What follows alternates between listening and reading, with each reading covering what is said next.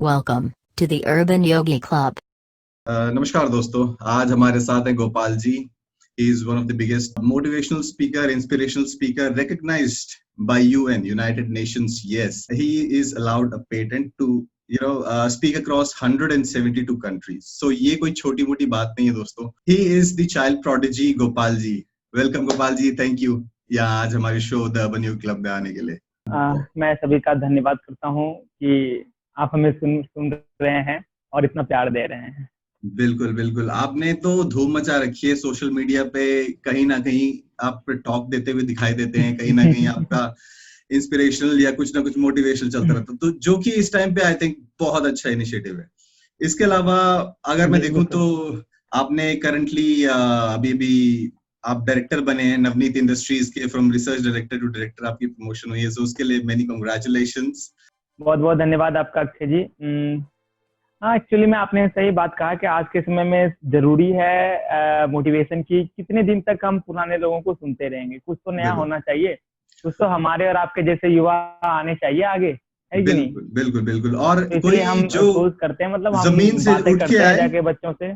बिल्कुल, जो जमीन से उठ के आया और जिसे ग्राउंड लेवल का पता हो, उसका एक्सपीरियंस बहुत अलग रहता है जो ऊपर की बातें करते हैं उनके अलावा. तो ये तो डेफिनेटली स्टोरी तो सुनने लायक होती है. सक्सेस होना या फिर सफलता पा लेना कोई बड़ी बात नहीं है, लेकिन उस सफलता को मेंटेन रखना ये बहुत बड़ी बात होती है. कठिन काम होता है जो बहुत कम लोगों से हो पाता है.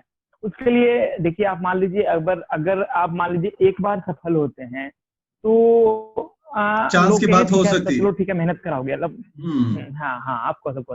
लेकिन जब आप दूसरी बार असफल हो जाते हैं तो वही लोग आपको कहने लगेंगे कि यार मतलब ये लक से गया था, किसी तरह करके आगे आ गया होगा, ये कर लिया होगा. हजार उंगलियां उठती है. तो आपको वो सफलता मेंटेन करके रखना पड़ता है. अभी एज अ रिसर्च डायरेक्टर आप काफी ज्यादा रिन्यूएबल एनर्जी के प्रोजेक्ट्स ड्राइव कर रहे हैं नवनीत इंडस्ट्रीज में, और आपने काफी बड़ा इसकी तरफ अप्रोच ले रखी है कि ये आज के टाइम की सबसे बड़ी डिमांड है, रिन्यूएबल सोर्स को यूटिलाइज करना. सो अभी के प्रोजेक्ट्स कौन से हैं जिनके ऊपर आपकी सबसे ज्यादा नजर टिकी हुई है? तो जैसे हमारे पास सोलर एनर्जी आया, विंड एनर्जी आया, हाइड्रो एनर्जी आया.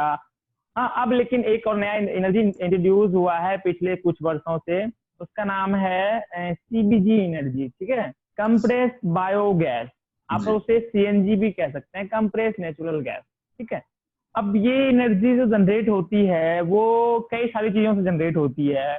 आपके घर के कूड़े कचरों से जनरेट होती है, गोबर गैस गोबर से जनरेट होती है, और क्या नाम है, जो एग्रीकल्चर वेस्टेज है उससे जनरेट होती है. लेकिन हमने एक वेस्ट चुना हुआ है जो इंडिया में दूसरा सबसे लार्जेस्ट उत्पादन करता है.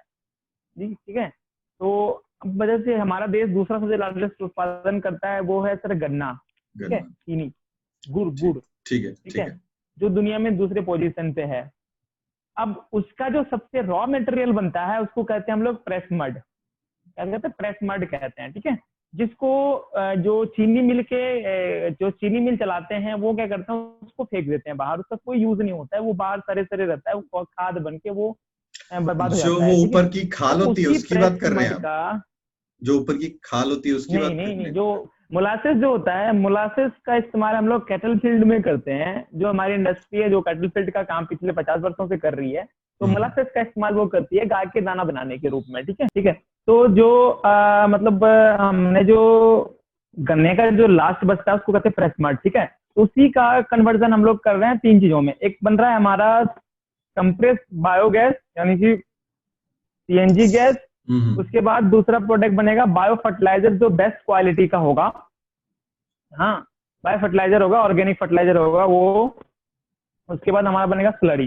ये 3 जो है बाय प्रोडक्ट हमारे डेवलप्ड होंगे. इसी के ऊपर हमारा काम चल रहा है, और आने वाले 6 से 8 महीने के अंदर इसका प्लांट जो है एशिया का सबसे बड़ा प्लांट हम लोग लगाने की कोशिश कर रहे हैं बायो सीएनजी का.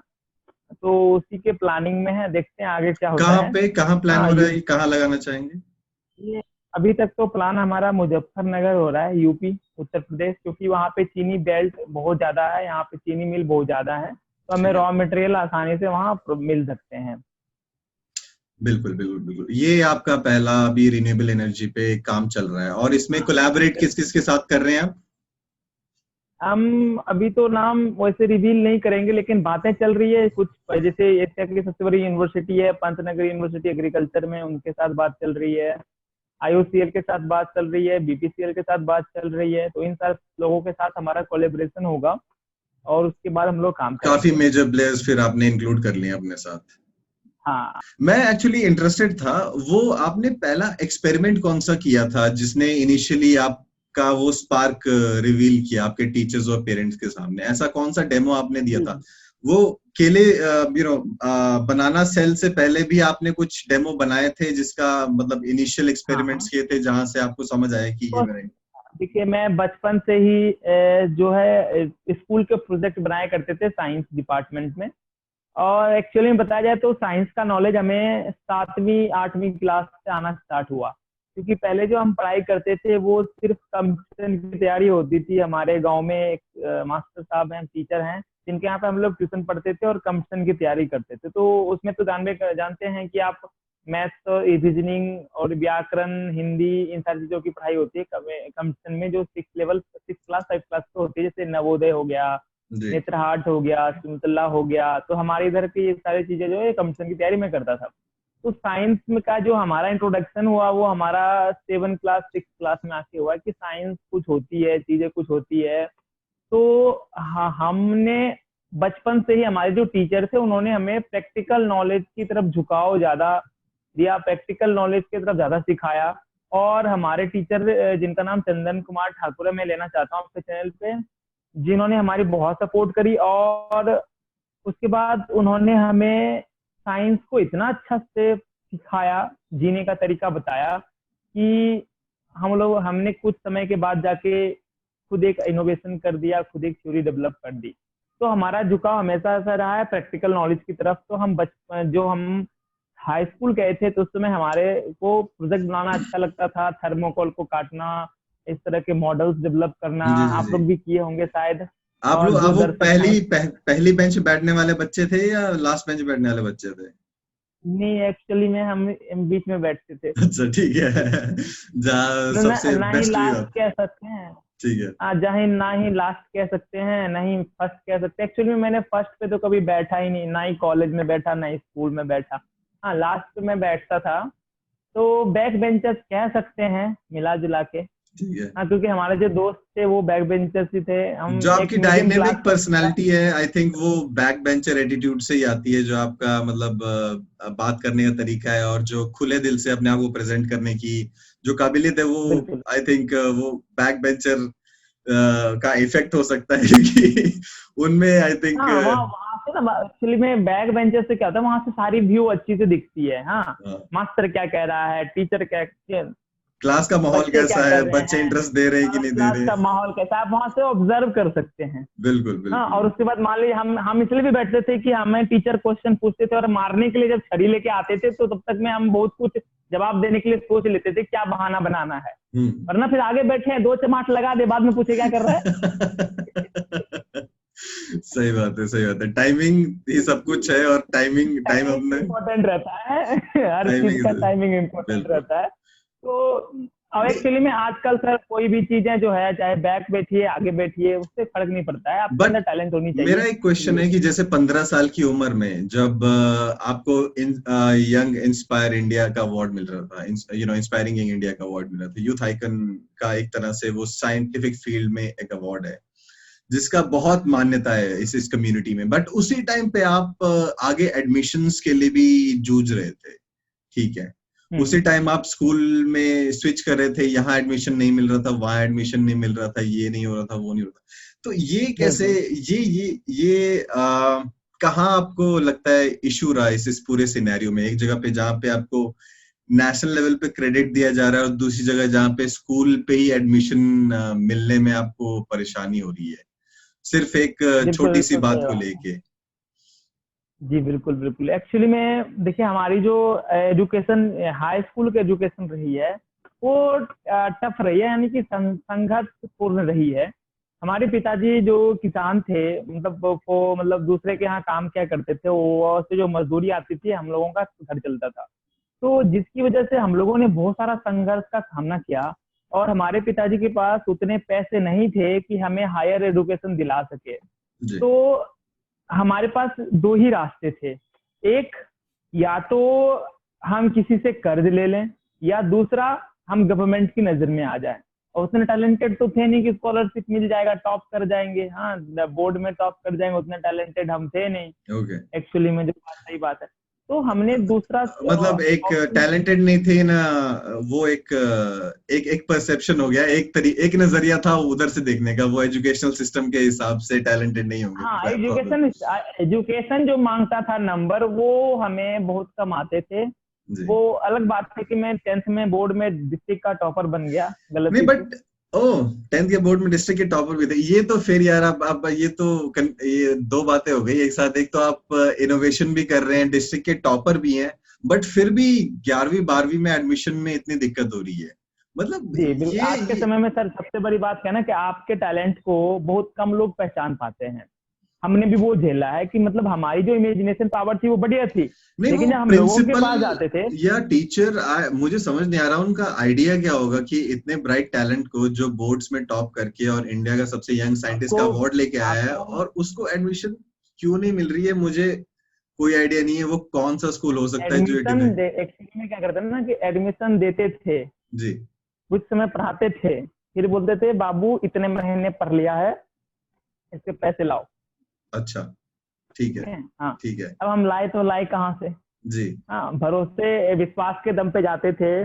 और हमने 10वीं के एग्जाम में एक्चुअली में मैंने 33 एग्जाम को पास नहीं किया है, मैंने उसमें असफलता हासिल की हुई है।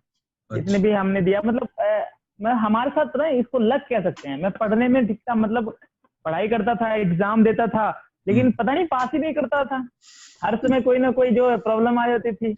अच्छा। हाँ, अब इसमें से अब हमारे पिताजी भी जो है पैसे भर भर के, हमारे फॉर्म को भरने में पैसे लगते थे, भर कोई भर स्पेसिफिक के पेपर परेशान थे हो जो गए थे। जिनमें दिक्कत आती थी, कोई सब्जेक्ट थे खास जिनमें ज्यादा दिक्कत थी, या एक्चुअली ओवरऑल? नहीं नहीं, बिल्कुल बिल्कुल बिल्कुल बिल्कुल, हमारे सारी चीजें सही थी। हमारी मैथ्स बढ़िया था, मेरा क्या नाम है वो बढ़िया था, क्या कहते हैं, साइंस बढ़िया था। आज जो सबसे बड़ा घटिया कह सकते हैं, जिसमें हमारे को कुछ समझ नहीं आता था, वो था इंग्लिश पेपर। ठीक है, जिसको मैं आज भी प्रणाम करता था, पहले भी प्रणाम करता था। ठीक है, वो इंग्लिश हमारी ना ले रखी थी पूरी, मतलब आप समझ नहीं सकते हैं, मतलब इतना वाहियात भी हमने एक्चुअली में हमने पढ़ाई करी थी हिंदी नफरत हो मीडियम गई से। सब्जेक्ट से, नफरत हो गई सब्जेक्ट से, इतना फ्रस्ट्रेशन हो गई। आप फ्रस्ट्रेशन कह सकते हैं, नफरत जीना तो उसी के साथ है ना, तो नफरत करके हाँ जाएंगे हाँ हाँ कहाँ? हाँ, मतलब लेकिन एक बचपने वाला जब बुद्धि होती है तो उस हाँ टाइम हाँ, बड़ी आप गुस्सा तो बहुत एक्चुअली में आता है। हम लोगों के साथ क्या होता है, जब मैं बिहार से आता हूँ, ठीक है, तो एक्चुअली में बिहार में होता क्या है कि जो हमारे 10वीं के क्लास में इंग्लिश कंपलसरी नहीं है। तो जो हम लोगों का किताब आता है, तो वो किताब जो होता है वो इसमें रखा रहता है। ठीक है, नया खरीदते हैं साल के शुरुआत में, और एग्जाम के एक दिन पहले तक वो नया रहता है, उसका पहला अच्छा पेज भी नहीं पलटता है। अच्छा। हाँ ठीक है, ये इतना ज्यादा हम लोग इंग्लिश पढ़ते हैं कि वो किताबें नहीं रहती है, ओहो, आप समझ सकते हैं। इतनी क्योंकि डेडिकेशन और इतना हमें, ध्यान से रखते हैं उसे। हाँ, इतना ध्यान से हम लोग पढ़ते हैं। ठीक है उसी का खामियाजा भुगतना पड़ता है आगे जाके। ठीक है, तो मैं दर्शकों से अनुरोध करूंगा कि जो भी इंग्लिश को थोड़ा नजरअंदाज करते हैं, प्लीज प्लीज थोड़ा सा बेसिक नॉलेज रखिए। नहीं तो उसमें हाँ, वरना आपकी नहीं भी तो हमारे, गलती नहीं है, अगर वो शुरू से आखिर तक खाली रखी जा रही तो क्लास में कोई तो खुलवाता ही होगा, किसी को तो खुलवानी चाहिए। आई थिंक क्लास के अंदर तो कोशिश तो करे। ध्यान ही नहीं देते, मतलब अब सरकारी स्कूल के पढ़े हुए बच्चे हैं सर, नहीं और नहीं पढ़ा, गवर्नमेंट स्कूल नहीं में नहीं, तो क्या मैं होता है। मेरे को पता है, मैं भी उसी जगह से आया हुआ हूँ। हमारी क्लास में क्या होता था आपको पता है? जब पहली क्लास होती थी तो क्लास के आधे बच्चे भाग जाते थे, ठीक है। दूसरी क्लास के बाद बाकी के आधे भाग गए। तीसरी क्लास के बाद टीचर बोलता था तुम भी चले जाओ, तुम क्यों बैठे हो, तुम भी जाओ यार। और 3 बिल्कुल क्लास के बिल्कुल, बाद सारे सही स्कूल में बात छुट्टी। सही बात है। मतलब जब 9वीं क्लास में मैंने हाई स्कूल में एडमिशन कराया, जो हमारे गांव से 2 किलोमीटर की दूरी पे था। तो हम वहां देखते थे, मतलब जो प्रार्थना सभा होती थी सुबह के 9 बजे, तो पूरा पूरा मतलब लगभग 2500 बच्चे जो थे प्रार्थना कर रहे होते थे। हाँ, उसमें पहली बेल लगी, अटेंडेंस बन गया, और उसके बाद उसमें से 75% गायब, मतलब हमारे पहले क्लास में गायब। ठीक है, जब जब हमारा लंच होता था, उसमें कम से कम 100-150 बच्चे मिलते थे सारे मिला के। ठीक हाँ, है। जब लास्ट पीरियड होता था तो हम और टीचर बचते थे। ऐसा मतलब 2,500 बच्चों में से मैं और मेरा टीचर। नहीं, हमारे टीचर कुछ कुछ तो ऐसे डेडिकेटेड थे, जैसे मान लीजिए हम 3-4 बच्चे अगर बच गए हैं लास्ट में, क्योंकि मैं तो मेरे तो पापा टीचर थे, तो मुझे तो बैठना पड़ जाता था ना, उसी दिक्कत में हाँ कहीं हाँ एक्चुअली मैं तो फंस सही जाता बात था है। वहां पे, नहीं तो मैं भी निकल गया होता एक बारी को, मैं तो फंस जाता वहां नहीं पे, नहीं अब शिकायत हो जाएगी। एक्चुअली में था क्या कि मतलब जो हम वहां से इसलिए नहीं जाते थे कि इसके पीछे वजह था ना, कुछ होता था ना तो हमारे ऊपर ही ठीकरा फूटता था, इसका हाथ जरूर होगा इसके अंदर। हाँ, तो अपने आप का बचाव करने के लिए हमें वहां रहना पड़ता था। अच्छा, आपके ऊपर इल्जाम हाँ देते कि इसने भड़काया होगा सबको भागने के लिए, ऐसा बोल दो। हाँ हाँ, मैं मतलब खुराफात स्टूडेंट रहा हूँ अपनी लाइफ बाकी में, बच्चे रहे हैं मैं बचपन से झूठ ही। नहीं बोलूंगा। हाँ, मैं झूठ नहीं बोलूंगा कि हाँ ठीक है मैं बहुत पढ़ाकू था, 15 घंटा पढ़ता था, ये करता था वो कर, नहीं एक्चुअली मैं ऐसा नहीं था। मैं अपने माइंड का सोचता था, मैं अपने आप को बताता था कि तुम इस वर्क के लिए बने हुए हो और तुम ये वर्क बेहतर कर सकते हो। और मैं कभी भी भीड़ के पीछे नहीं भागा हूं अपनी लाइफ में, कभी भी मैं भीड़ के पीछे कभी नहीं भागा, जिसकी वजह से आज मैं आपके साथ बैठ के बात कर पा रहा हूँ। यही वजह है। बाकी ना दूसरा, अगर आप भीड़ के पीछे भागे ना तो भीड़ आपकी पहचान छीन लेती है, ये हम्म। सच्ची बात है। ये ठीक काफी, है, हाँ, तो वो आप जब मेट्रो में ट्रैवल करते हैं तो इसका बहुत आपको आइडिया लगता है आइडिया कहीं लग भी। जाता है। अपना रियल लाइफ में देख लीजिए, एक्चुअली में रियल लाइफ में देख लीजिए ना, मान लीजिए 1,000 की भीड़ जा रही है एक रोड पे, हम्म। हाँ, और उसमें से एक बंदा उस भीड़ से निकल के दूसरे तरफ चले जा रहा है, तो पूरी की पूरी भीड़ देखने लगे तू किधर जा रहा है, हम तो इधर जा रहे हैं, इधर देख ले, तू पागल है, बेवकूफ है, घटिया है? 10-15 चीजें उसको सुना देते हैं कि तू इधर आ जा, गलत दिशा में जा रहा है। हाँ, अब वो बंदा खड़े तो करेगा, जरा सहमा हुआ यार, इतनी सारे लोग सही कह रहे हैं, हाँ सही कह रहे हैं कि इंजीनियर बन जाओ जिंदगी बिल्कुल। बेहतर होगी, इतने लोग कह रहे हैं तो हम भी चलो एक बार कर ही लेते हैं, ट्राई कर लेते हैं, डॉक्टर बन जाओ जिंदगी बेहतर हो जाएगी, सरकारी नौकरी ले लो, लाइफ इससे बेहतर होगी ही नहीं। हम भी यार सही कह रहा है भाई, हाँ बंदा सही कह रहा है, अब तो लेना ही पड़ेगा हाँ। और उसके बाद बीच बीच में अरे खुशी खुशी में ले लेते हैं, हमें पता नहीं करना क्या है कि नहीं। तो एक्चुअली में ये होता है, मतलब आप अपनी लाइफ को रियल लाइफ से, अपनी जो कैरियर है उसको रियल लाइफ से कनेक्ट कर सकते हैं। तो बिल्कुल। हमने कभी ऐसा रास्ता नहीं चुना, आपको ये लग रहा हो, मतलब हमने एक अलग रास्ता चुना क्योंकि हमारे साथ संघर्ष था, हमारे साथ प्रॉब्लम था, और हमारे साथ कहते हैं कि हमें कुछ बेहतर करना था अपने लिए, समाज के लिए और पेरेंट्स के लिए। तो आपके पास एक 70 साल की जिंदगी है, मिनिमम मान लीजिए 60 साल की जिंदगी है, ये और एक्चुअल में लाइफ कही जाए, बोले एक्चुअल में लाइफ कही जाए तो हमारे पास 35 से 40 साल की जिंदगी है, जिसमें आप कुछ भी कर सकते हो, क्योंकि इस समय पे आपका जो एनर्जी लेवल रहता है वो बहुत हाई रहता है। ठीक है, तो 35-40 साल की उम्र में हम 25 साल यही सोचने में लगा दें कि हमें करना क्या है लाइफ में, तो बचा क्या हमारे पास? घंटा। बिल्कुल, आई ठीक है, गेस अब तो वही आपको सोचना पड़ेगा, एक आपको दिमाग का हमको घंटा सोचना जब तक पड़ेगा। नहीं बजाओगे ना तो जिंदगी आपको घंटे कर देगी बिल्कुल बिल्कुल, जिंदगी बजा देगी। फिर मतलब जब बीवी बच्चे हो जाएंगे आपका, अरे यार काश मैं ये कर लेता तो नहीं, आज इतने सारे प्रॉब्लम नहीं झेलना पड़ता, है कि इतना नहीं? इतना तो इतना वो इतना कब आप इतना एग्रेशन लाने के लिए ना बंदे को कहीं से ना कहीं से इंस्पिरेशन लेनी पड़ती है, कि यहाँ से यार कहाँ मैं अपनी लाइफ बर्बाद कर रहा हूँ। तो वो इंस्पिरेशन आने में टाइम लग जाता है कई लोगों को। तो आपको इनिशियली वो इंस्पिरेशन क्या देख के, या मतलब अपने आसपास के हालात देख के ही आई, या फिर कुछ ऐसा देखा लाइफ में कि उस तरह का बनना है, आइडल्स मिले, कोई ऐसे बुक्स पढ़ी, ऐसी कुछ चीजें देखी? हमने अपनी परिवार की हालत देखी थी, ठीक है, मैं अपनी परिवार की हालत देखी थी कि मिट्टी का घर था, उस घर में मेरी फैमिली रहती थी, हमारी 2 बहनें हैं जो हमारे नानी घर में रहती थी, बाकी हम 2 भाई हैं जो अपने माता पिता के साथ उस मिट्टी के घर में रहते थे। जब बारिश पड़ती थी ना, खपड़े का घर था, ठीक है, बारिश पड़ती थी तो पानी नीचे गिरता था मिट्टी पे, ठीक है, जमीन पे, और हम लोग बगल में सोए हुए रहते थे। तो हमें वो चीजों ने प्रेरित करा कि क्या आज अगर हम मेहनत नहीं करेंगे तो हमारी हालत हमारे फादर से भी बदतर हो जाएगी आज के जमाने में। तो हमें उस संघर्ष ने कहा कि बेटा अगर तुझे लाइफ में कुछ बेहतर करना है तो गरीब कभी मत मरना। गरीब तुम गरीब पैदा हुए हो, ये तुम्हारी गलती नहीं है, तुम गरीब मर जाओगे सबसे बड़ी गलती तुम्हारी होगी, क्योंकि जो बंदा संघर्ष करता है, जो मेहनत करता है, जो अपने सही डायरेक्शन में अपने आप को पाने की कोशिश करता है, वो कभी भी गरीब नहीं मरता है। गरीब का मतलब क्या हो गया, मतलब पैसा आ जाना, ये पैसा आ जाने के बाद आप गरीब नहीं रहेंगे इसका कोई गारंटी नहीं है। पैसा तो एक मात्र साधन है। गरीब का मतलब ये होता है आपका मन से गरीब होना, आपका जो है व्यवहार से गरीब होना, आपके स्वभाव से गरीब होना। पैसे तो सब कमा रहे हैं, जिंदा तो सब रह रहा है, मैं भी जिंदा रह रहा हूँ, और जो बाहर भिखारी मंदिर के सामने भीख मांग रहा है वो भी जिंदा रह रहा है। क्या आप कंपेयर करिए कि खुश कौन है, क्या वो भिखारी ज्यादा खुश है या हम ज्यादा खुश हैं? इतने पैसे कमाने के बाद भी आज हमारे अंदर कहीं ना कहीं ऐसा रहता है कि काश मैं अगर अपने सपनों को पूरा कर लेता आज खुश है। देखिए जीवन में खुशी रहना जरूरी होता है, ठीक है, उसी को कहते हैं गरीब, ठीक है, जो अपने मतलब क्या कहते हैं दिमाग से गरीब होना नहीं है। ये चीजों को आपको समझना पड़ेगा, हमको समझना पड़ेगा। वही चीजों को मैंने समझा, और मेरे सबसे बड़े इंस्पायरेशन मेरे फादर हैं, जिन्होंने इतनी मेहनत करने के बाद हम लोगों को बड़ा किया। मेरे पेरेंट्स हैं, मैं उन्हीं को अपना आइडियल मानता हूँ और आगे मैं उन्हीं को मानता रहूंगा। क्यों मानता हूँ, ये कोरोना के समय में और ज्यादा दृढ़ हो गया। मेरे पिताजी छोटे से किसान हैं जी, ठीक है। आज कोरोना पिछले 5-6 महीने से, फरवरी में मार्च में बंद हुआ था, 6 महीने से लेके आज तक लॉकडाउन है।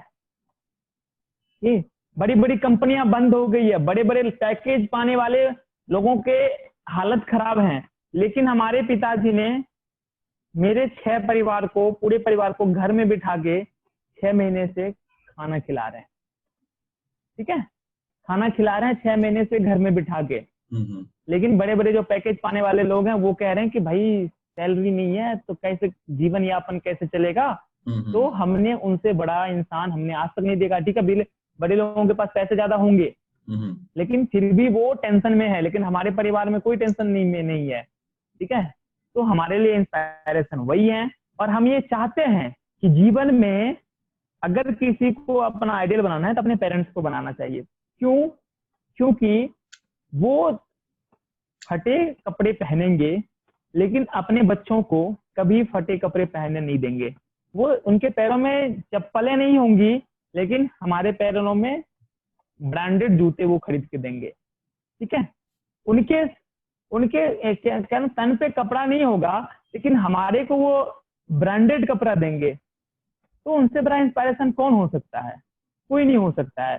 कहीं ना कहीं फिर हमारा फर्ज बनता है कि हम अपने पिता की माता का सबसे पहले देके हम उनकी सेवा करें, उनके सारे सपनों को पूरा करें।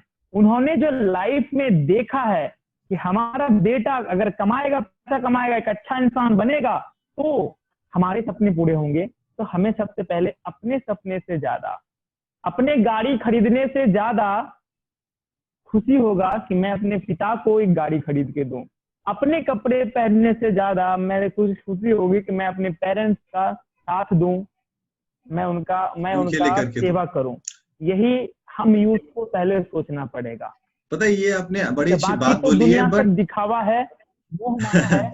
पता है कि आज के टाइम पे सिचुएशन कहाँ चेंज हो रही है कि आज के टाइम पे जैसे जो आपने निष्ठा से अपने घर वालों की सेवा में जुटे हुए हैं, प्लस देश की सेवा में भी जुटे हैं, और ये भाव आता है क्योंकि उस तरह का प्यार, परवरिश और संभाल आपने देखी है। बट आजकल के पेरेंट्स ज्यादा बच्चे चाह नहीं रहे हैं कि ज्यादा बच्चे नहीं करने, अभी आराम से लाइफ जीते हैं अपनी, लेट में करेंगे, ठीक है। तो आपको लगता है कि इस तरह की इंस्पिरेशन आगे भी आ पाएगी? बिल्कुल। एक्चुअली में जो है मतलब इंस्पिरेशन, देखिए हमें कहाँ से इंस्पिरेशन आया वो मैंने बताया। देखिए इंस्पिरेशन आपको कहीं और से भी आ सकती है, किसी भी इंसिडेंट से आ सकती है, ठीक है, किसी भी इंसिडेंट से आ सकती है। मुझे इंस्पिरेशन कहाँ से आया और मैंने बताया, और ऐसा इंस्पिरेशन लगभग हर एक इंसान के अंदर आता है, लेकिन वो किस लेवल पे होता है वो डिपेंड करता है, वो लेवल पे होता है, वो डिपेंड करता है। बिल्कुल, हाँ बिल्कुल। मतलब उनको अभी लग जा रहा है, मतलब लग जा रहा है कि मतलब कहते हैं ना बाप के पैसे पे ऐस, हाँ ठीक है, तो वो कर पा रहे हैं, ठीक है। लोग इनसे ऊपर उठना पड़ेगा। आप एक टीनेजर हैं, टीनेजर बनने के मतलब होता है कि आपके पास इतनी ज्ञान आ जाती है, इतनी नॉलेज आ सकती है। आज यूएसए का कल्चर देख लीजिए आप, क्या है, जब वो टीनेजर बन जाते हैं, जब वो हाई स्कूल जाते हैं, तो उनके माता पिता उनको घर से पैसे देने बंद कर देते हैं। वो खुद कमाता है, अपने पैरों पे खड़ा होता है और अपने पेरेंट्स की देखभाल करता है। हमारे यहाँ क्या है कि बंदा 25 साल का 30 साल का हो गया है और माता पिता के जो है कमाई पे अपना भी जीवन यापन कर रहा है। क्यों भैया? नहीं, वैसे अमेरिका क्यों? में इतना कोई पेरेंट्स का इतना आई थिंक आधी से कम पॉपुलेशन है जो ख्याल रखती है। आई डोंट थिंक कि वहाँ पे कोई करता है। वहाँ पे एक सॉर्ट ऑफ इंडिविजुअल, हमारा कल्चर अलग है। बिल्कुल बिल्कुल। हम ये नहीं कह रहे हैं, हम ये नहीं कह रहे हैं कि उनकी जो गलत, हम ये कह रहे हैं कि उनकी जो अच्छी बातें हैं, ठीक है, यूएसए की जो अच्छी बातें हैं, हमें उससे केयर करना चाहिए। देखिए अब हमारी संस्कृति तो हजारों करोड़ों साल पुरानी है, हम इससे बदल नहीं सकते हैं, लेकिन हम इसके साथ अपने आप को बदल सकते हैं, ठीक है। हम ये नहीं कह रहे हैं कि आप अपने पेरेंट्स, मतलब क्या कहते हैं, आप सिर्फ कमाई पे ही ध्यान दीजिए। हम ये कह रहे हैं कि अपना कम से कम पॉकेट खर्च जो होता है वो आप अपने मेहनत से निकाल सकते हैं, ताकि आपके पेरेंट्स के ऊपर बर्डन ना हो, आपके माता पिता के ऊपर आपका भार ना हो। हम वो चाहते हैं, हम ये नहीं चाहते हैं कि आप सारा बर्डन उठा लें। हर कोई गोपाल जी नहीं हो सकता है ना, हर कोई अक्षय जी नहीं हो सकता है, सिंपल सी बात है। अब आज हमें बहुत ही बुरा लगता है, हमें सुन के दुख होता है, हंसी भी आती है। लोग कहते हैं कि सर मैं आपके तरह बनना चाहता हूँ। मैं कहता हूँ कि भाई मेरे तरह क्यों बनना चाहते हो, बताओ। इंसान को, एक इंसान है, उसको सबके तरह बनना है, लेकिन इंसान की तरह नहीं बनना है। गोपाल जी को गोपाल जी की तरह नहीं बनना है। मतलब इतना ज्यादा वो है ना, दिखावा बहुत ज्यादा है सर एक्चुअली में। हाँ, हमें ये बनना है, हमें वो बनना है। पहले तो इंसान बन ले, पहले गोपाल जी बन ले, फिर तो साइंटिस्ट बनियो, फिर तो डायरेक्टर बनियो। हाँ, पहले गोपाल जी बनना जरूरी है। लोगों को अंदर, मतलब हमें लोग कहते हैं कि हमें उसके तरह बनना है। अरे भैया उसके तरह बनना उसका है, एक्सपीरियंस देखो, उसका बचपन देखो, उसकी मुश्किलें देखो, उसका स्ट्रगल देखो, उसने जो उपाय निकाले, जो मेहनत की, सब देखो। हाँ एक्चुअली उसके बाद ये है कि ठीक है, लोगों को बनना तो है। अब लोग कहते हैं कि गोपाल जी ने 2 दिन खाना नहीं खाया था, अगर मैं भी नहीं खाऊंगा तो मैं भी बन जाऊंगा। ऐसा नहीं है। दुनिया में 780 करोड़ लोग हैं, ठीक है, 780 करोड़ लोग हैं, हर किसी के पास उनकी अपनी कहानी है। मैं एक छोटी सी कहानी बताता हूँ, ठीक है, हो सकता है इस वीडियो को देखना, छोटी सी कहानी बताता हूँ। एक, वो हमारे बारे में नहीं है, इस देश में एक बहुत बड़े व्यक्तित्व हुए थे जिनको सभी लोग जानते हैं। उनकी हम लोगों को एक इंस्पिरेशन कहानी सुनाई जाती है। उन्होंने कहा था कि बचपन में उन्होंने न्यूज़पेपर बेच के अपनी जिंदगी चलाई थी, ठीक है, साइकिल पे न्यूज़पेपर बेचते थे, फिर वो जीवन यापन करते थे। और एक दिन वो जाके इतना संघर्ष किया और एक दिन जाके वो देश के राष्ट्रपति डॉक्टर एपीजे अब्दुल कलाम बने, ठीक है। अब बोलते हैं उनकी लाइफ से सीखो। मैंने कहा ठीक है। अब हमारा यहाँ पे कहना, देखिए समय के साथ थॉट्स चेंज होते हैं। मैंने ये नहीं कहा कि उन्होंने संघर्ष नहीं करा, लेकिन अगर आज के समय में हम सोच रहे हैं, आज 2020 है भैया, और उन्होंने जो पेपर बेची थी वो 19वीं सदी में बेची थी, 1960 1950 के 50 से पहले। हाँ। उस समय किसी के पास साइकिल होना बहुत बड़ी बात थी। जी जी, बेशक बेशक। और उस समय न्यूज़पेपर बेचना उससे भी बड़ी बात थी, उससे बड़ी नौकरी थी, वो बहुत बड़ी नौकरी थी। वो बहुत बड़ी बात थी, वो नौकरी थी, वो लोगों के पास नहीं था और उनके पास था। तो उस समय के हिसाब से उनकी लाइफ बेहतर थी। आप सोचिए, समय के हिसाब से उनकी लाइफ बिल्कुल बिल्कुल। इस पर आपके परसेप्शन से तो बिल्कुल ये दिख रहा है कि मतलब एक कंपैरिजन किया जा सकता है। अगर आज आप क्या कहते हैं, आज आप न्यूज़पेपर बेच के आगे जाके आप कुछ बेहतर सक्सेसफुल बनते हैं तो ज्यादा इंस्पिरेशन होगा, ठीक है। क्योंकि आज के समय में न्यूज़पेपर बेचना छोटा सा काम माना जाता है।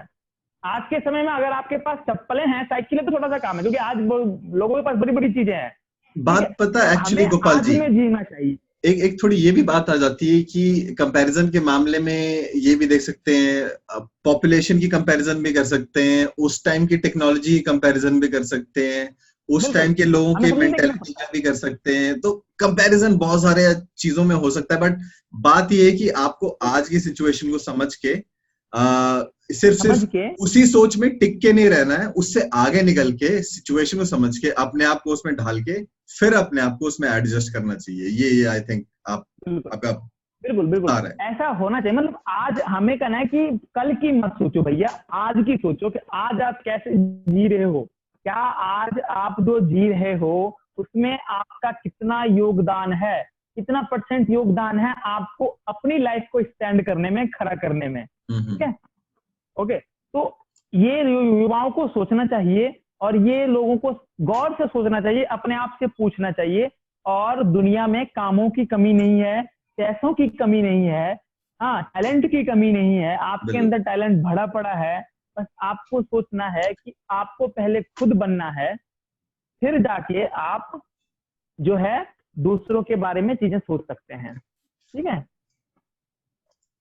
ऑसम ऑसम, बहुत बढ़िया सोच है और ये बहुत ही बढ़िया विचार है यहाँ ना आज से आगे बढ़ने के लिए। पता क्या मुझे ऐसा लगता है कि आपके जी बोलिए।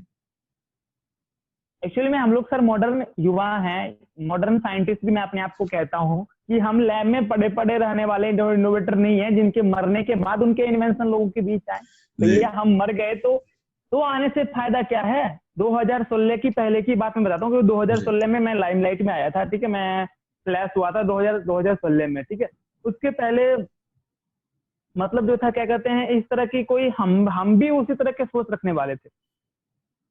थोड़ा सा माइंडसेट अलग था कि कुछ करना था लाइफ का, लेकिन 95% हमारा सोच भी उसी तरह का था कि चलो ठीक है जिंदगी चल रही है, चलने दो। हाँ संघर्ष था, मैं मानता हूँ, प्रॉब्लम्स आई, 3 स्कूलों से निकाला गया, इंग्लिश की वजह से, फाइनेंशियल की वजह से, टॉप स्कूल से निकाला, बड़े अच्छे स्कूल थे, हाँ रेपुटेड स्कूल हैं, उनकी जगह से निकाला गया। तो हमें कहीं ना कहीं लगा मतलब जिंदगी से ना एक तरह से वो कह सकते हैं मतलब हार टाइप का जाना कि अब हमसे कुछ नहीं था, जिंदगी जैसे चल रही है चलने दो, कोई मतलब नहीं है। ठीक है, तो ऐसा चीज हुआ था। तो उस समय हमारे दोस्त जो थे, जब आप लूजर रहते हैं फिर भी दोस्त साथ छोड़ते हैं, जब आप विनर रहते हैं फिर भी दोस्त साथ छोड़ते हैं। ठीक है, हाँ जब आप छूट जाते हैं।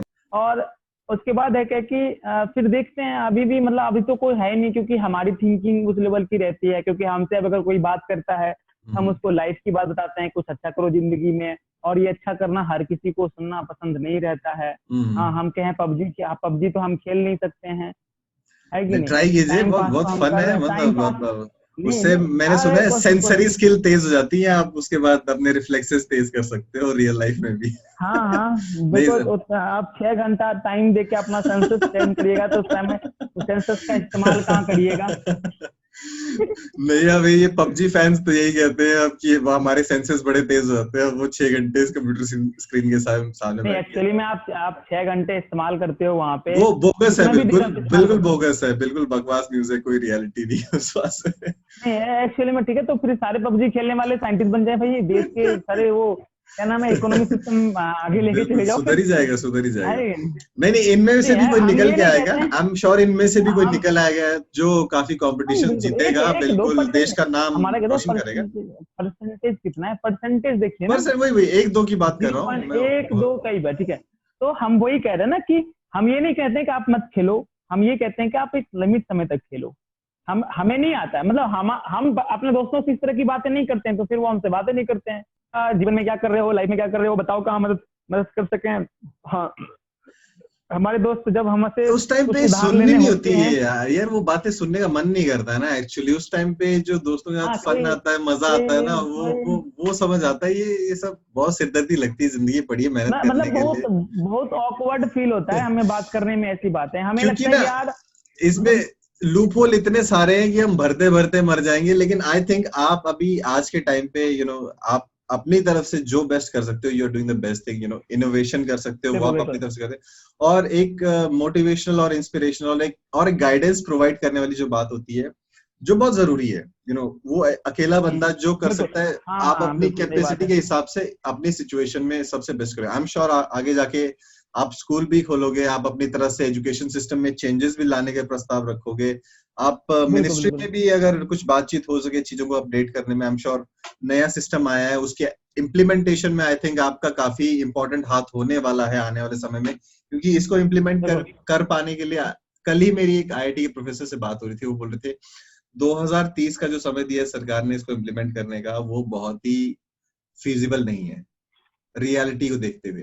तो इसमें फिर आई थिंक आप जैसे इनोवेटर्स और थिंकर्स को स्टेप अप करना पड़ेगा इसमें इसमें वो उसकी चाल को, अपने लगाम को अपने हाथ में लेके फिर उसको ग्राउंड लेवल पे किस तरह से बैठाया जाए, चीजों पे कैसे परत पे परत चढ़ाई जाए, और किस तरह से पूरा system block bye block build किया जाए, सारे लूपहोल्स भरे जाए। तो आई थिंक इसमें बिल्कुल आपका बहुत इंपॉर्टेंट रोल होने वाला है। आई थिंक जिस तरह से आपका प्रोग्रेस करियर का चल रहा है, आपको भी ऐसा लगता बिल्कुल है? बिल्कुल, कोशिश रहेगी। और हमने कोशिश भी करी हुई है। जो एजुकेशन सिस्टम पॉलिसी चेंज हुई है उसमें हमारा भी कुछ न कुछ सुझाव रहा था।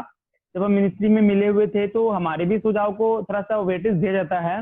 हाँ, तो हम भी कोशिश करेंगे कि आगे इसको बेहतर किया जाए और इसको बेहतर आगे लेके आया जाए। और फिर उसके बाद जो है देख सकते हैं, हाँ फिजिबल समय नहीं है, क्योंकि कुछ भी चीज आप नई चीजें लाते हैं और उसको इम्प्लीमेंट कर दीजिएगा तो फिर मतलब आपको नफा से ज्यादा नुकसान हो जाएगा। ठीक है, तो थोड़ा सोच समझ के इसको गवर्नमेंट को फैसला लेनी चाहिए। फैसला तो ले रखिए, बस उसको इम्प्लीमेंट करना चाहिए। और एक्चुअली में जो नया एजुकेशन नीति है वो अच्छी है, उसमें से आप बहुत कुछ सीखने को मिलेगा। आपको हमको, लोगों को, बच्चों को बहुत कुछ सीखने को मिलेगा। क्योंकि पुरानी जो नीति थी उसमें से मतलब आप एक रोबोट बनते थे। नई जो नीति आ रही है उसमें से आप, हो सकता है आप इंसान बन जाए एक्चुअली। कोशिश पूरी है सभी की, बंदे जी बन जाए बिल्कुल सारे के बिल्कुल। सारे।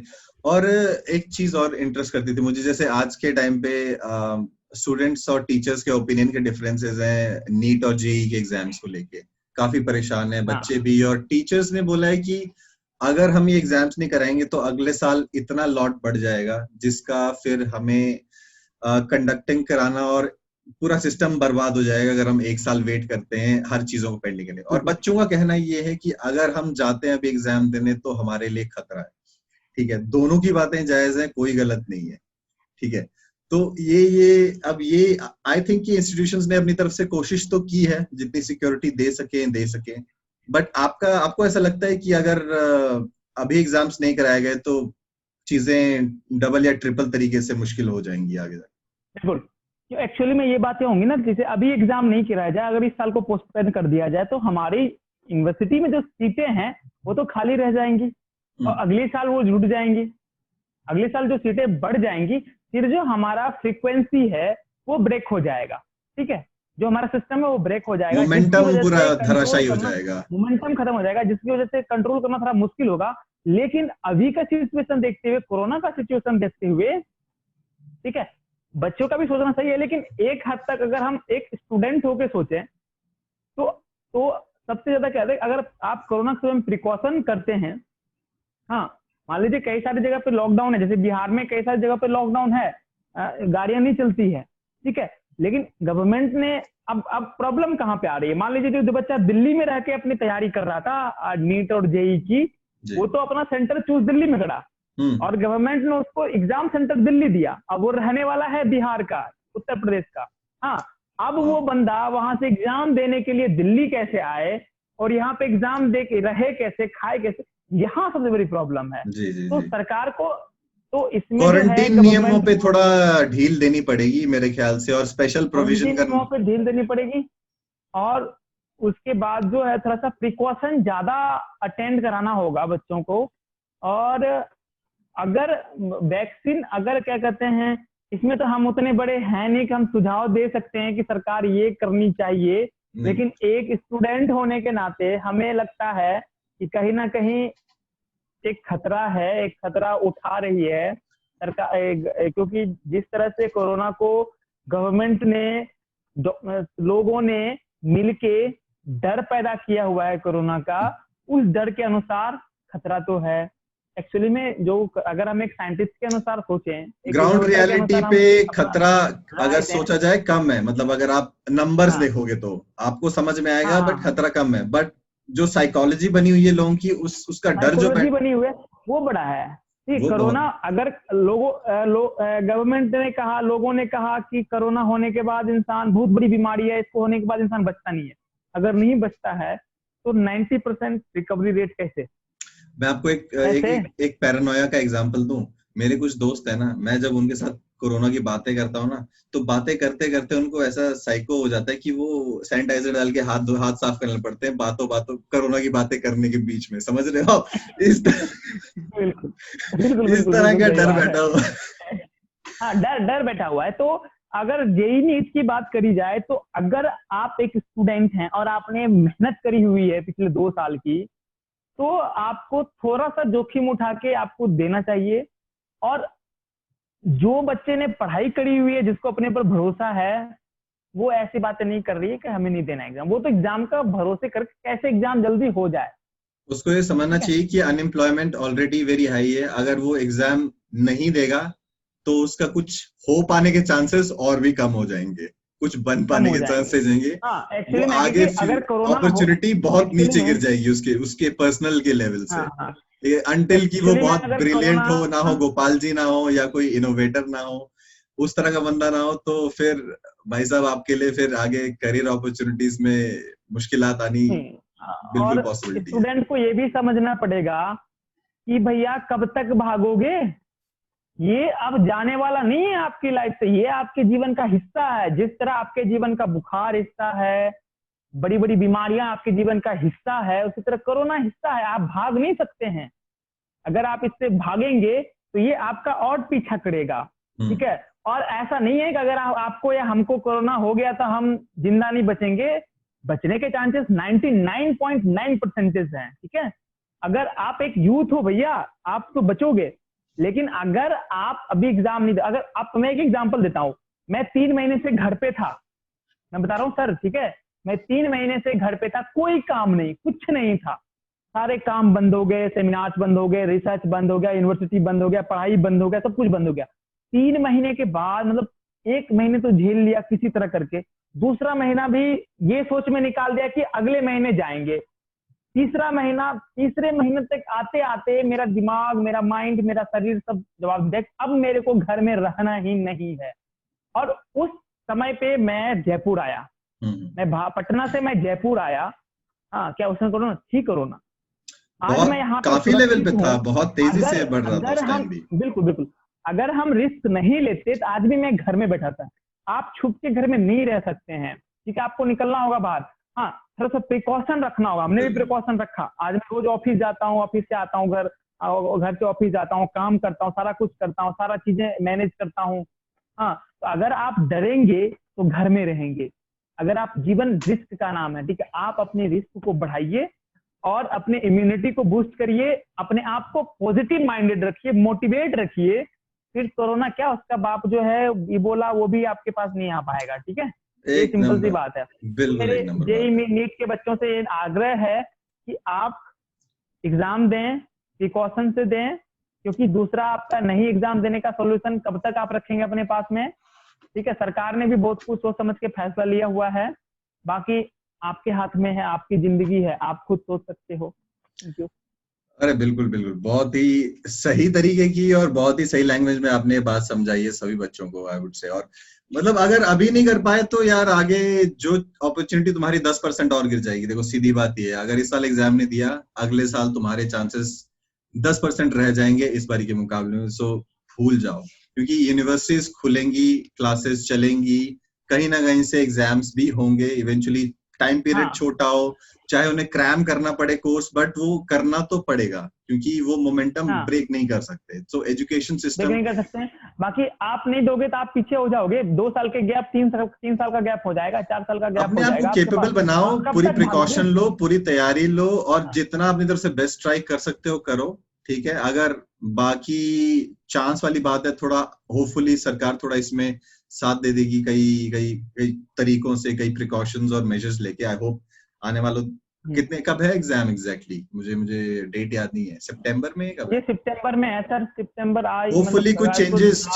चेंजेस के साथ आई थिंक डेफिनेटली इम्प्लीमेंट हो सकता है कुछ ना कुछ।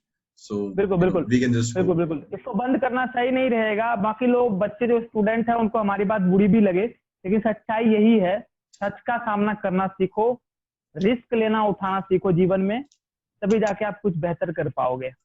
हाँ, ये और एक तरह से मेंटालिटी दर्शाने वाली भी बात होती है आई थिंक कई बारी, कि आपका एटीट्यूड कैसा रहता है किस सिचुएशन में, वो आपकी मेंटालिटी को भी दिखाता है। बिल्कुल और बिल्कुल वो काफी एविडेंट लगता है आपकी बातों से, और कंपेयर जब करो अदर बाकियों की और अपने आसपास के आप ही की उम्र के लोगों से, तो वो फर्क फिर आ जाता है समझ में, राइट? बिल्कुल बिल्कुल। अगर मैं डरता रहता तो मैं आज यहाँ पे नहीं बैठा रहता, मैं घर में बैठा रहता। सिंपल सी बात है। कितना दिन तक डरोगे भैया? ये तो लाइफ टाइम तक रहेगी अब। सही। और आपको यार गुस्सा आता है क्या? इमोशंस क्या क्या फील नहीं करते हो? इमोशंस किस तरह से फील करते हो आप? मतलब थोड़ा सा हंसी मजाक प्यार वाला भाव तो है, चलिए वो समझ में आता है, बट गुस्सा आता है आपको? नहीं, एक्चुअली में हमें गुस्सा नहीं आता है कभी भी। बिल्कुल नहीं सबसे आता? बड़ा हमारा प्लस पॉइंट है, नहीं आता है। ओके। एक्चुअली में हमें ये लगता है हमेशा कि चलो सामने वाला भी इंसान है, अगर वो हमारे साथ कुछ कर रहा है तो वो उनकी सोच है, अब हमें किस तरह उसका रिप्लाई देना है वो हमारी सोच है। तो एक्चुअली में हमारे को गुस्सा अभी तक तो नहीं आया है, आगे का पता नहीं। अभी एक्चुअली अच्छी बात ये है कि आपकी फैमिली बहुत अच्छी ग्राउंडिंग फोर्स है इस टाइम पे, जिसने आपको बहुत ही कनेक्ट रखा है हर चीजों से। और लकी हूं मैं इस टाइम पे जब आपका एवोल्यूशन होते होते के बीच में we have had this episode, क्योंकि मैं सोच रहा था आज नहाते हुए ब्रश करते हुए कि यार ब्रश करना है नहीं करना है, आप लड़कों के मन में क्या आता है कि ब्रश कर तो वो करते करते सुना, और मेरे दिमाग में पता क्या स्ट्राइक किया कि जिससे मैं बात करने जा रहा हूँ आज, वो इंडिया का सबसे यंगेस्ट साइंटिस्ट है और सबसे बच्चों के बीच एक बहुत बड़ी इंस्पिरेशन है। कल को जाके वो बंदा नोबेल लॉरिएट हो सकता है, उसके पास किसी के लिए टाइम नहीं होगा। तो आज देखो टाइम मिला है तो ब्रश कर ले, मुंह धो ले और साफ सुथरा होकर चला जा। ये मैं दोपहर में मेरे दिमाग में ख्याल गुजरा था, फिर मैं क्या यार चलो मैं क्या इसी सोच के साथ फिर ये आगे बढ़ाते। बिल्कुल सही बात है, ठीक है, नहीं सही बात है। और मे भी कुछ भी हो सकता है इन फ्यूचर में, आज हम यहाँ से नीचे जा सकते हैं, यहाँ से ऊपर जा सकते हैं। मुझे जहां तक लग रहा है आपकी इनोवेशन का जो कीड़ा है वो आपको कभी नीचे तो गिरने नहीं देगा, क्योंकि कुछ भी चीज चले जाए वो कीड़ा जब तक आपके अंदर है वो कभी आदमी को देखिए क्रिटिसिज्म है, लोगों ने हमें बहुत गिराने की कोशिश करी, लोगों ने टांग खींचे, हमारे बारे में चीजें लिखी, लेकिन हमें जहां जाना था मैं वहां पहुंच के रहा। जो जेन्युइन होता है, जो लेजिट चीज है वो रहती है, उसको आप वो कोई छुपा ही नहीं सकते, उसका कोई फायदा नहीं है। अब आप अगर फोनी हो ज्यादा और दूसरों के बोलने से इतना प्रभावित हो जाते हो कि आपको अपनी समझ नहीं आता। हमारे अंदर यही है कि हमें कभी दूसरों की बातों का बुरा नहीं लगता, इसलिए हम उसके बारे में सोचते नहीं है। जब सोचते नहीं है तो हमारा समय नहीं बर्बाद जाता है, हमें गुस्सा नहीं आता है। हम जब हमारे साथ कोई बुरा करेगा, हम उसके बारे में सोचेंगे, उससे बदला लेने की कोशिश करेंगे, तब तो हमारे अंदर बुरी भावना आएगी। हम फिर उसको गिराने के लिए हम हजार षड्यंत्र रचेंगे। हमारे पास उतना समय नहीं है कि हम उसको नीचा दिखाने के लिए हम अपने काम को, दिमाग और काम को और समय को बर्बाद करें, टाइम सब लगाएं और अपना आपको क्योंकि ना कहते हैं ना कि एक चीज होता है, एक कहावत है हमारे की, हाथी चले बाजार और कुत्ता भौंके हजार। तो चीजें हैं, हमें अपना काम करते रहना है। लोग हमारे ऊपर उंगलियां उठा रहे हैं, उठाने दीजिए, हमारा काम उनको जवाब देगा, सिंपल सी बात है। बिल्कुल यार, एक चीज आपसे मैं और काफी चीजें बात करने जा रहा हूँ। हमारे पास कितना समय है आपसे मैं पूछ लूंगा? आधा घंटा है अभी हमारे पास, कितना समय होगा? नहीं सर, बिल्कुल नहीं है, हमारी मीटिंग भी है कुछ 15 मिनट है, 10 मिनट 10 मिनट है। ठीक है, 10 मिनट है, बहुत बढ़िया। एक्चुअली अब इनोवेशन की बात करते करते मैं एक चीज और पूछना चाहूंगा। दरअसल बिहार से आप हैं, जहाँ पे अभी रिसेंटली हमने देखा है जो सबसे बड़ी सूखे और बाढ़ की ऐसी प्रॉब्लम रहती है, कितने सालों से आपके फादर ने भी फेस की है वो, ठीक है, आपने पर्सनली भी देखी है, जो सूखा और बाढ़ रहता है, जो कि हमेशा इस बेल्ट का एक बहुत बड़ा इशू रहा है साल दर साल। तो उसको सॉर्ट आउट करने के लिए आपने, अभी रिसेंटली फ्लड्स भी हुए थे बिहार में जिन्होंने लाखों लोगों को इफेक्ट किया और बहुत लोग परेशान हुए जिस वजह से, तो उसका कुछ बिल्कुल। आपने सजेशन या उपाय कुछ निकालने की कोशिश की, या नवनीत इंडस्ट्रीज की तरफ से कुछ देखिए, एक इसमें इन्वॉल्वमेंट करना देखिए, चाहेंगे या अभी कर तो रहे हैं? फिलहाल जो है, अभी तो फिलहाल ऐसी कोई इन्वॉल्वमेंट नहीं है, लेकिन जो बनावट है ना बिहार की, जी, देखिए बिहार में दो प्रमुख नदियां हैं, एक है गंगा, दूसरी है कोसी। ठीक है ठीक जी, है, कोसी नदी जो है वो नेपाल से होके आती है। ठीक ठीक है, है, नेपाल में वहाँ के पानी जो बचता है, नेपाल पहाड़ी इलाका है, वहाँ पानी स्टोर होता है और वो लोग धीरे धीरे करके कोसी नदी में छोड़ते हैं। जी, तो बरसात के दिनों में ज्यादा मात्रा में कोसी नदी में पानी छोड़ दिया जाता है। जी, ठीक है, और आप तीन चीजों को कभी नहीं रोक सकते हैं अगर वो चाहे तो, पानी, हवा और आग। जी, ठीक है, ये तीन चीजें हैं, आप इसको बांध के नहीं रख सकते हैं। ठीक है, अब पानी उन्होंने छोड़ दिया, अब क्या है कि जो हमारा जो बिहार का एरिया है वो उपजाऊ जमीन होता है, वहां पे खेती बहुत ज्यादा होती है। तो जो हमारा घर है वो गंगा और कोसी के बीच में पड़ता है। ठीक है, तो बारिश के समय में गंगा भी उफान पे रहती है और कोसी भी उफान पे रहती है। तो अब क्या होता है ना कि हर जगह आप क्या कहते हैं, उन पानी के लिए बांध तो नहीं बना सकते हैं, हाँ, लेकिन अब जैसे भूकंप के झटकों से बचने के लिए जापान ने एक ऐसा घर बना दिया जिससे भूकंप के झटकों का असर नहीं होता है। सेम चीजें हमारे बिहार में भी ऐसी करनी चाहिए कि हमारे यहाँ बाढ़ आने के बावजूद भी उतनी नुकसान ना हो जितना अभी हो पा रहा है। ओके। तो इसके लिए सरकार को कुछ ठोस कदम उठाने चाहिए। इसके और लिए आई थिंक पीछे का पानी डाइवर्ट करके, अगर कोसी का ऊपर ही नेपाल से कहीं डाइवर्ट करने की कोशिश की जाए तो वो, मतलब मुझे कोई आइडिया नहीं है, मैं अंधेरे में तीर चला रहा हूँ इस टाइम पे मैं बस ऐसे ही फालतू बात कर रहा हूँ, मगर मेरा बिल्कुल assumption है। बिल्कुल, एक एक चीज हो सकती है, मतलब ऐसा कर सकते हैं कि जो वहां पे जो पानी जो है, ठीक है, पानी देखिए भारत देश में क्या है ना कि कहीं पे सूखा बहुत ज्यादा पड़ जाता है, कहीं पे क्या कहते हैं बाढ़ बहुत ज्यादा आ जाता है। तो जो निचली इलाका है, जैसे झारखंड, बिहार के नीचे झारखंड है, ठीक है, निचले इलाका है, वहां पे पानी की कमी होती है जिसकी वजह से वहां पे खेती नहीं हो पाती है। और जैसे ऊपरी इलाका क्या है, बिहार, तो अगर हम कोशिश करें कि एक नहर कोसी नदी से लेके निचले इलाके की तरफ लेके चले जाएं, वहां से जो छोटी छोटी नदियां हैं उसके साथ अगर हम उसको ऐड कर दें तो हम बाढ़ की स्थिति से बच सकते हैं। ठीक है, कि जब पानी ज्यादा आएंगी तो उस नहर के द्वारा, उस नाले के द्वारा पानी जो है छोटी छोटी नदियों में चली जाएगी और फिर जो है पानी कम हो जाएगा। ठीक है, तो बड़ी नदियां हैं उसको हम छोटी छोटी नदियों के साथ ऐड कर सकते हैं और फिर हम ऐसे सिस्टम को बचा सकते हैं। लेकिन अब कह सकते हैं सरकार के पास उतना समय कहाँ है चुनाव को छोड़ के देखने का। अब वो भी एक बात है, और अब इसमें एक्चुअली जो फेरे होते हैं ना, जो सिस्टम में कुछ भी चेंज लाने के लिए जो फेरे लगाने पड़ते हैं ना, जितनी चीजों के चक्कर लगाने पड़ते हैं और जितने मैं झेल चुका हूँ, मैं खुद झेला हूँ इतना झेला हूँ कि तरस होकर मुझे गवर्नमेंट से रिजाइन देना पड़ गया। अच्छा, क्या तो क्या सिचुएशन बनी ऐसी? मैं 2 साल से R&D गवर्नमेंट के लिए कर रहा था, DSC, department of science and technology के लिए जी, पहले 2 साल से। लेकिन इतनी सारी प्रॉब्लम थी कि ठीक है, इश्यूज हैं, गवर्नमेंट ने सैंक्शन कर दिया, DSC ने 40 लाख रुपए, अब समय समय पे पैसे ही नहीं आ रहे हैं, तो हम लोग काम करने के बजाय बैठे हुए हैं। मशीन पैसे आएंगे तभी तो मशीनें खरीदेंगे, है कि नहीं, तो पैसे रिलीज ही नहीं करते हैं। तो चलिए ठीक है, समय मिल जाता है, पेपरों पे बस काम हो जाता है, पेपरों पे भी काम होता है, पेपर पे आपका काम हो गया, बस काम हो गया सरकार के प्रोजेक्ट में।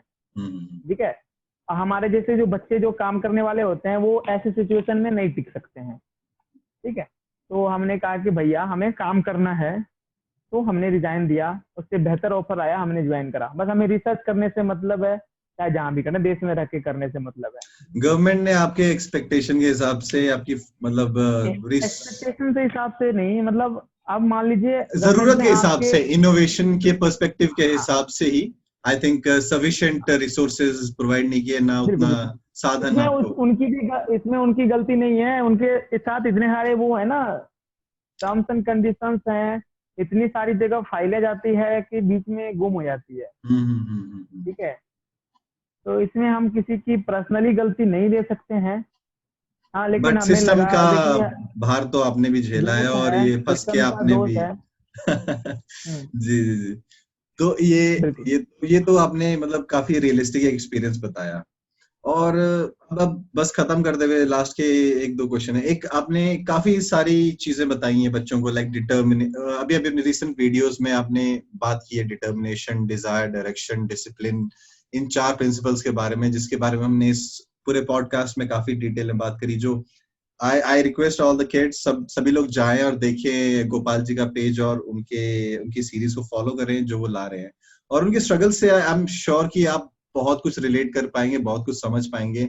फेल होना क्या होता है इनको पता है, और उसके बाद सक्सेस कैसे निकालनी है, उसका माइंडसेट कैसे पाना है, वो भी इन्हें पता है। So guys, go there and just check it out. उसके बाद आपको अभी ऑफर्स आ रखे हैं all across the world. NASA से डोनाल्ड ट्रम्प ने पर्सनली आपको इनवाइट किया है।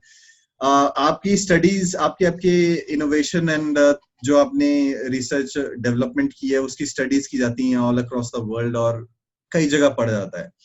तो इतना इतना कुछ छोड़ देने के बाद मतलब वो सेटिस्फैक्शन किस लेवल का है आपके अंदर कि हाँ मैंने ये चॉइस की है और मैंने इन अपॉर्चुनिटीज पे लात मारी है जिसको लेने के लिए। और मैं सही बताऊं, हेडलाइन जब कोई पढ़ता है ना, इस भारत के वैज्ञानिक ने नासा को ठुकराया, वो पढ़ के जो एक बारी चमकता है सामने, वो आदमी सोचता है कि ऐसा भी होता है कोई बंदा जो नासा के ऑफर को ठुकरा सकता है।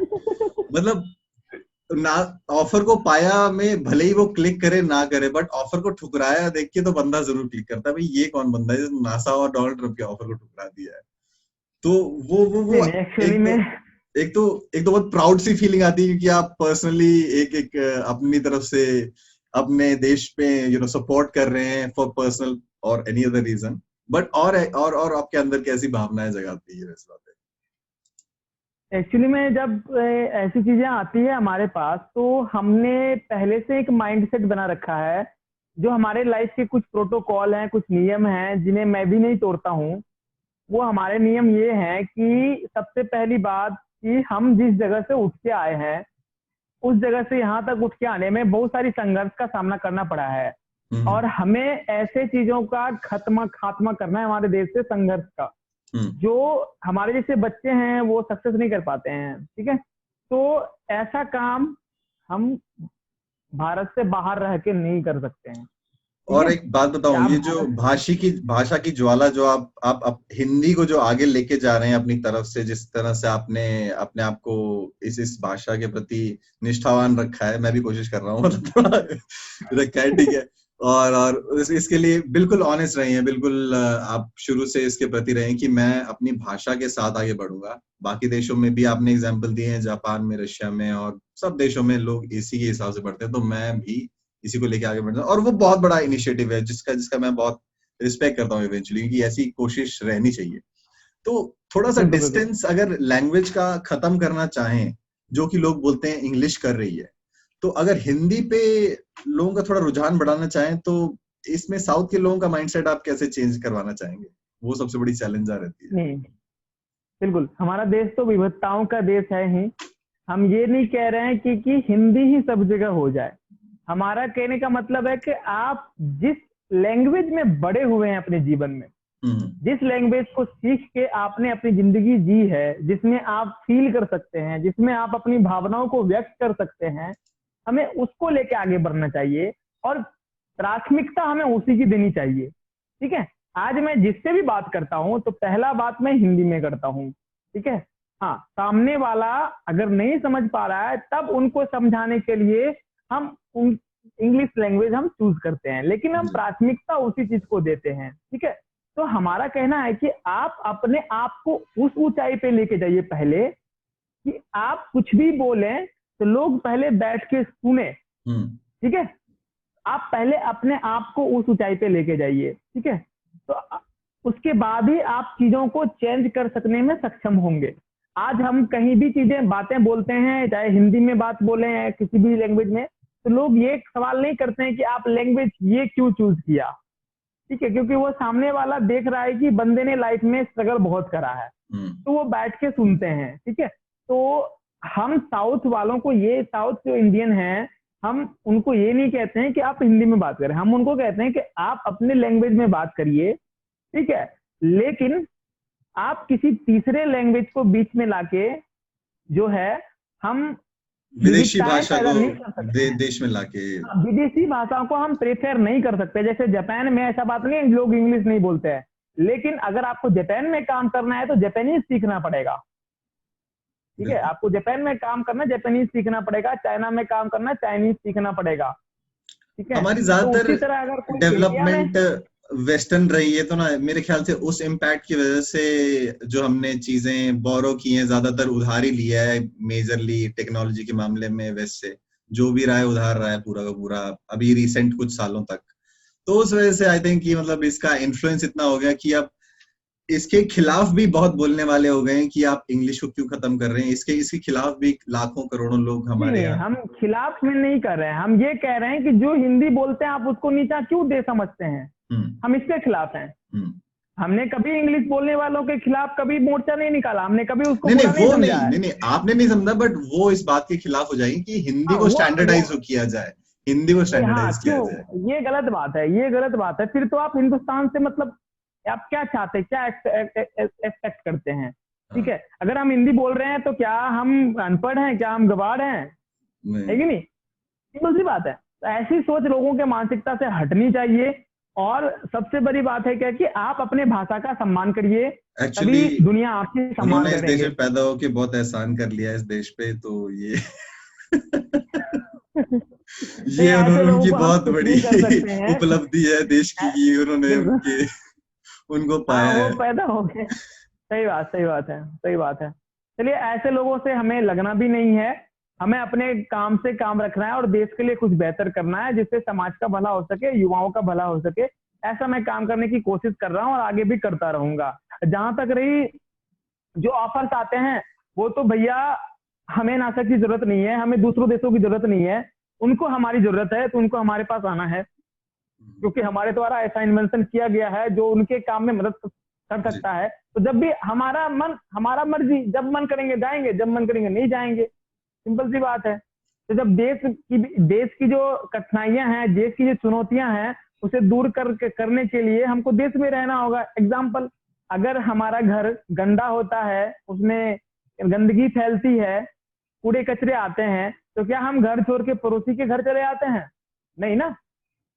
तो हमें घर साफ करना पड़ता है खुद ही। इसी तरह हमारा देश हमारा घर है, माना कि यहाँ प्रॉब्लम्स हैं, कठिनाइयां हैं, चुनौतियां हैं, तो उसे सॉल्व कौन करेगा? अगर हम बाहर चले जाएंगे तो, अगर हम पड़ोसी के यहाँ चले जाएंगे तो उसको सॉल्व कौन करेगा? उसको हम सॉल्व करेंगे। जब तक हम यहाँ नहीं रहेंगे तब तक यहाँ की प्रॉब्लम नहीं जानेंगे, जब तक प्रॉब्लम नहीं जानेंगे तब तक सॉल्यूशन क्रिएट नहीं होगा।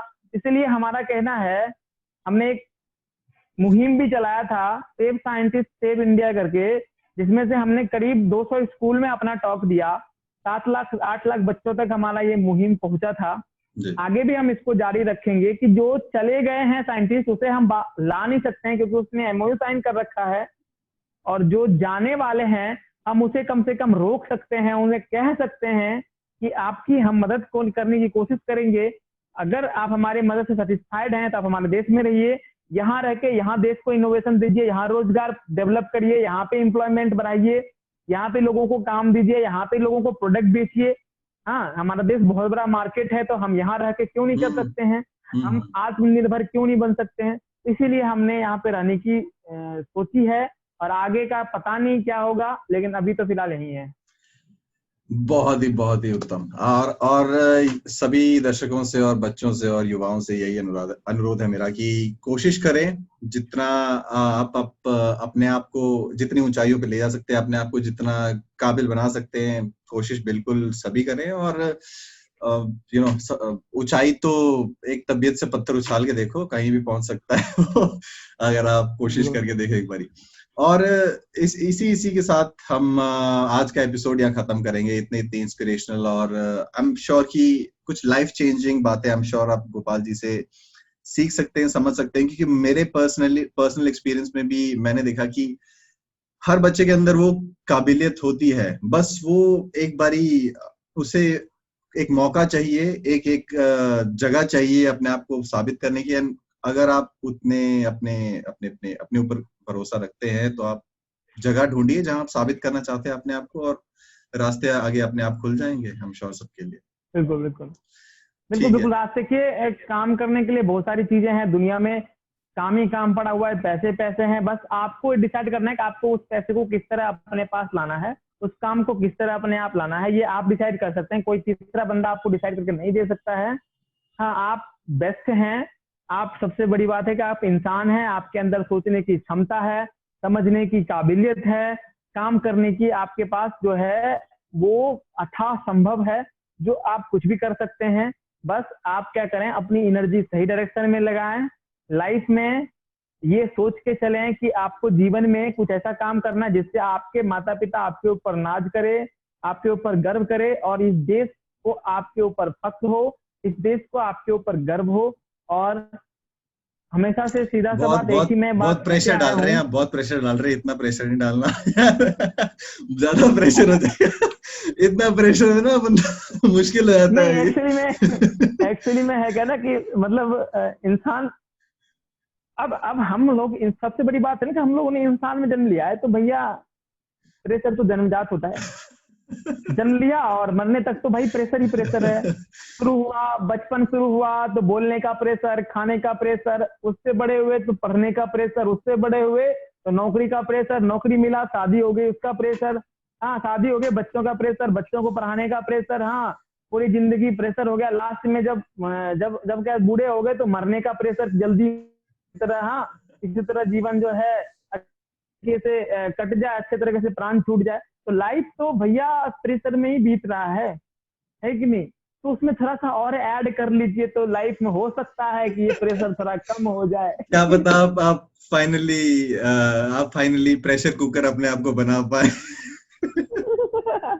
आपने एक इनोवेटिव प्रेशर कुकर तो बनाया है बहुत रिसेंटली, उसकी थ्योरी के हिसाब से आप समझा दीजिए सबको। बिल्कुल बिल्कुल बिल्कुल। बहुत बढ़िया, बहुत जो बढ़िया। वो थ्योरी है, हाँ जी, हाँ जी, बताइए। एक्चुअली में वो जो थ्योरी, आप जितने भी हमारे इन्वेंशन है उसके लिए हम एक अलग दूसरे दिन के लिए भी रखते हैं। हाँ, ठीक है, उसमें ठीक है, हम ठीक है, इनोवेशन के बारे डेफिनेटली। में बात आज करेंगे। आज आज आज का समय हमने काफी हाँ, थोड़ा समय इंटरनेट ज्यादा हो से गया है। लड़ते लड़ते ले लिया है और आपस में वार्तालाप करके कुछ समय गया है। चलो, आगे कोशिश चलिए, रही कि अगली बार कुश्ती ना हो नेटवर्क से, और बिल्कुल हम तैयारी में रहे। अगली आपका बार हम लोग लाइव मिलेंगे। लाइव ठीक है, मिलेंगे, बिल्कुल लाइव मिलेंगे। आपका टूर शुरू होने वाला है ऑल अक्रॉस इंडिया, जहाँ पे अभी आपका आने वाले टाइम में काफी लेक्चर्स और आप इनोवेशन के लिए काफी कोशिशें होने हाँ वाली है हाँ, एक बस महीने में। बिल्कुल बिल्कुल होने वाला है। फिर तो देखते हैं कोरोना कहाँ तक हमारा साथ देता है, रिस्क तो लेना पड़ेगा। जी जी जी जी जी। हाँ, तो अभी ऑल अक्रॉस छुप के नॉर्थ तो इंडिया रह नहीं घूमने सकते वाले हैं। हैं अभी आप, आई थिंक, और लेक्चर्स होंगे काफी जगह पे। सो हमारी पूरी दुआ है सबकी कि आप अपने आप को सुरक्षित रखें और चलिए, संभल के थैंक यू रहें। थैंक यू और thank thank you. You so much Gopal ji, सभी दर्शकों का जुड़ने के लिए धन्यवाद और चलिए, बहुत बहुत शुक्रिया बहुत धन्यवाद। बहुत। अर्बन योगी क्लब पे सब्सक्राइब करना ना भूलें, गोपाल जी का फेवरेट यूट्यूब चैनल है। चलिए, बिल्कुल बिल्कुल जरूर चलिए, सब्सक्राइब करें, और आगे हमसे और अक्षय जी से जुड़े रहें। जुड़े हाँ, रहें लाइफ में बिल्कुल। अगर कभी भी कोई प्रॉब्लम हो तो मैं इस चैनल के माध्यम से आपको बताना चाह रहा हूँ कि कभी भी कोई भी प्रॉब्लम हो तो हमसे जरूर एक बार कनेक्ट करें। हम सभी जगह हैं, ऐसा बात नहीं है कि टाइम पे कुछ नहीं चलाते हैं, हम सब जो चलाते हैं, सब सारी बिल्कुल जगह बिल्कुल। सोशल मीडिया पे, मेल पे, लिंक्डइन, सभी जगह फेसबुक, हैं। सबके आप लिंक कनेक्ट करिएगा। डिस्क्रिप्शन में मिल हाँ जाएंगे आपको। और आप हाँ सभी हाँ, से अनुरोध है, सारे लिंक्डइन और यूट्यूब चैनल डिस्क्रिप्शन में होंगे, आप इनसे कभी भी कनेक्ट कर सकते हैं, इनको मैसेज कीजिए पर्सनली, ये सभी का जवाब देते हैं। अगर थोड़ा सा टाइम लग जाए, मुश्किल से एक दिन का समय भी नहीं लगेगा आपके सवाल का जवाब आने में, ये मेरी गारंटी है। बिल्कुल बिल्कुल। अभी के टाइम पे कोशिश रहती है। जब आगे आगे 10 साल बाद की बात नहीं कर रहा, मैं अभी की बात कर रहा हूँ। तो चलिए, अभी अभी अभी ऐसी बिल्कुल सिचुएशन, तो आप इसका पूरा फायदा उठाएं, सभी लोग जो जुड़ना चाहते हैं इनसे, जो कुछ सीखना चाहते हैं और कुछ सोच रखते हैं कुछ नया करने की, और सभी दोस्तों को और अगर धन्यवाद। हमारे साथ काम करना चाहते हैं तो जरूर जुड़ें। बिल्कुल, नवनीत सोचिए, इंडस्ट्रीज के डायरेक्टर से आप सभी ने बात की इस टाइम पे यही, तो feel free to reach out. और इनका अपना R&D एंड इनोवेशन और बहुत बड़ा सेंटर है जयपुर में, और ये मल्टीपल सिटीज में काम करते हैं। प्रोजेक्ट्स हमने पूरे एपिसोड में आपको थोड़े बहुत समझाए हैं, थोड़े बहुत आने वाले हैं, तो जुड़े रहिए और सुनते रहिए। थैंक यू चलिए, सबका। धन्यवाद सभी को, धन्यवाद। और और गोपाल जी, सब्सक्राइब जरूर करिएगा चैनल को। गोपाल जी से भी आप पक्का सवाल एक जाना चाहिए सभी व्यूअर्स का, सबको लेके कुछ ना कुछ प्रॉब्लम को लेके, ये मेरी रिक्वेस्ट है सबसे। बिल्कुल बिल्कुल चलिए, बिल्कुल। धन्यवाद, धन्यवाद। शुक्रिया, शब्बा खैर, bye bye. Bye, thank you sir.